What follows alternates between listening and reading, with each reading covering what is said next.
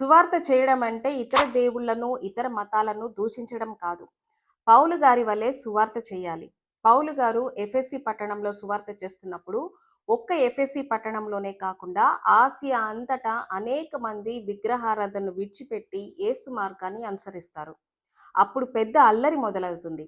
దెమేత్రి అని ఒక కంసాలివాడు పౌలు వల్ల తమ వ్యాపారం దెబ్బతింటుందని, చేతులతో చేసినవి దేవతలు కావని ఆసియా అంతటా అనేక మందిని అతని ఒప్పించి త్రిప్పి ఉన్నాడని, అందువల్ల అర్తిమయదేవి వెండి విగ్రహాలను ఎవరు కొనడం లేదని అనేక మందిని గుంపులుగా కూర్చి మహాసభలో పౌలు పైన ఫిర్యాదు చేయడానికి తీసుకొని వస్తాడు.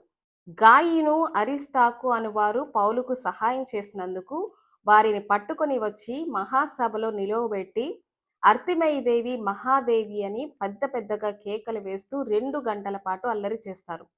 ఈ అల్లరి ఎంతసేపటికి తగ్గకపోయేసరికి ఆ పట్టణపు అధికారి జోక్యం చేసుకొని, మీరు తీసుకొచ్చిన ఈ మనుషులు మన గుడులను దొంగలించలేదు, మన దేవతలను దూషించలేదు అని పౌలు గురించి సాక్ష్యం చెప్పి ఆ అల్లరిని ఆపివేస్తాడు. ఇక్కడ పౌలు వారి గ్రీకు దేవతలను దూషించకుండా యేసును మాత్రమే ప్రకటిస్తే ఒక్క పట్టణంలోనే అంత ఉజ్జీవం కలిగి విగ్రహారాధన విడిచిపెట్టారు.